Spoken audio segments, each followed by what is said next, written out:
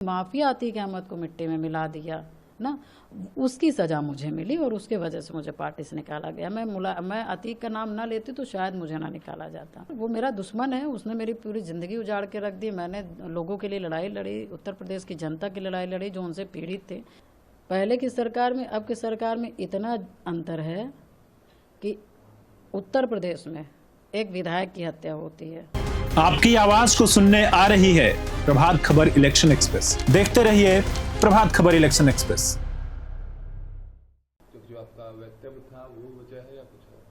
नहीं, देखिए, मुझे जो समझ आता है वह आप लोग ने भी बहुत निकाल दिए हैं, मगर मुझे जो अपना विवेक कहता है वो ये है कि माननीय मुख्यमंत्री जी का तो मैंने कई बार धन्यवाद किया। जब से राज्यसभा का चुनाव मतलब जब से वो एक हत्या हुई थी और उसके बाद जो उनका एक्शन था मुख्यमंत्री जी का, तो कहीं ना कहीं एक शासन प्रशासन को जो चलाने की क्षमता और जो एक होना चाहिए वो मुख्यमंत्री जी के अंदर दिखा। तो तब से मैंने थैंक्स बोला, धन्यवाद बोला। मगर सदन में तो जो मैंने ये बोला कि माफिया अतीक अहमद को मिट्टी में मिला दिया ना, उसकी सजा मुझे मिली और उसके वजह से मुझे पार्टी से निकाला गया। मैं अतीक का नाम ना लेती तो शायद मुझे ना निकाला जाता, मगर वो मेरा दुश्मन है, उसने मेरी पूरी ज़िंदगी उजाड़ के रख दी। मैंने लोगों के लिए लड़ाई लड़ी, उत्तर प्रदेश की जनता की लड़ाई लड़ी जो उनसे पीड़ित थे। महिलाओं बेटियों के लड़ने का काम किया, मेरे साथ अत्याचार हुआ, मैंने लड़ने का काम किया, तो उसको तो मैं भूल पाऊंगी नहीं। तो जब मेरे दुख का, जब मेरे संघर्षों का जिक्र होगा तो फिर अतीक अहमद कैसे उसमें से विलुप्त हो जाएंगे? अतीक अहमद तो विलुप्त नहीं हो जाएंगे ना, वो तो जब मैं विलुप्त होंगी तब वो फिर विलुप्त होंगे। मगर मैं जब तक जिंदा हूँ मेरे संघर्ष में, जिसने मेरे जीवन को बर्बाद किया है उसका नाम आएगा ही आएगा। मैम, पहले और आज की सरकार में क्या अब बदलाव देखती है? क्योंकि अब 20 साल से राजनीति में है, अपनी जो आपका मामला था उसको लेकर लगातार संघर्ष की, अब आप कहती हैं आपको इंसाफ मिला। देखिए, बिल्कुल आपने सही प्रश्न किया।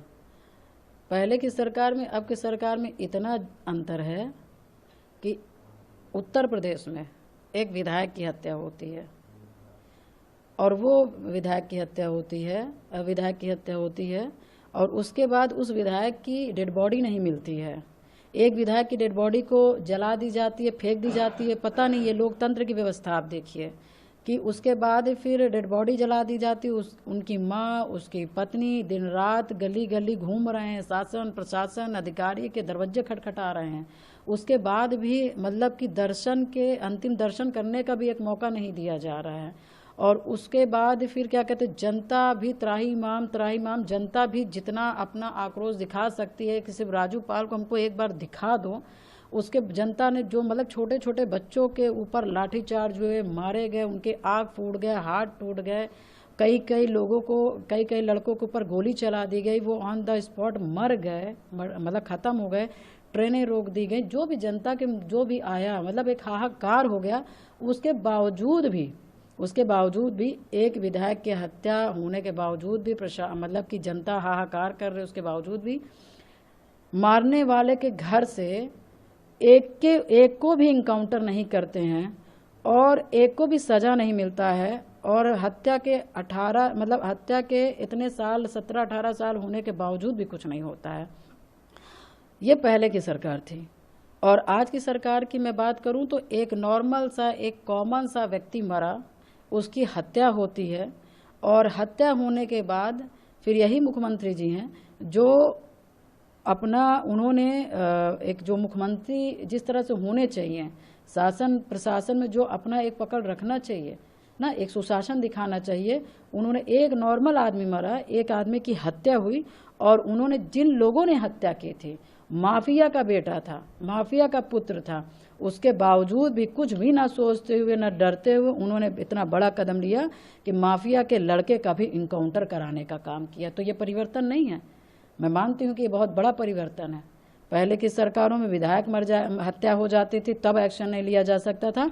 आज के डेट में एक नॉर्मल व्यक्ति की भी हत्या हो जाती है तो इनकाउंटर होता है, नहीं हो पाता है, नहीं पकड़ पाते तो हाफ इनकाउंटर होता है कि नहीं? और क्योंकि आप जिसने हत्या की, जिसने गोलियां चलाई, जिन्होंने मर्डर किया, उनको आप सजा नहीं दे पाएंगे तो कहीं ना कहीं उनका जब वह बल है, उनका जो मनोबल है वो बढ़ता है। वो एक कांड करने के बाद दूसरा कांड, दूसरा कांड करने के बाद तीसरा कांड, क्योंकि उस कांड में वो सफल होते जाते हैं। और जैसे अपने अपने लोग अपने बिजनेस में सफल हो जाते हैं तो आदमी रुकता नहीं। इसी तरह से जो माफिया होते हैं, मर्डर करने के बाद इनको सजा नहीं मिलती है तो ये भी बढ़ते जाते हैं, ये भी अपने दुकान लगाते जाते हैं। तो मेरा अपना मानना है कि पहले की सरकार में आपकी सरकार में अंतर है अपराध को लेकर के। पहले की सरकारें थी, आप भी लगातार विधायक रही हैं, तो उनसे आपने अपनी पीड़ा नहीं बताई? क्या आपने कोई कार्रवाई की बात नहीं की क्योंकि आप विधायक थे? देखिए, सारी चीज़ें चलती रहीं।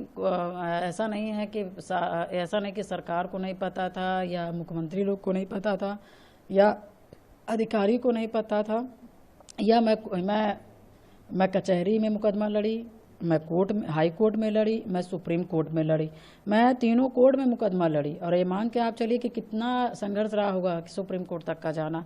तो ऐसा नहीं, जानकारी सबको सब थी। मुझे आपको लगता है कि मैं किसी से मिली ना होंगी, मैं रोई ना होंगी, मैं कहीं ना होंगी, मैंने प्रार्थना ना किया होगा।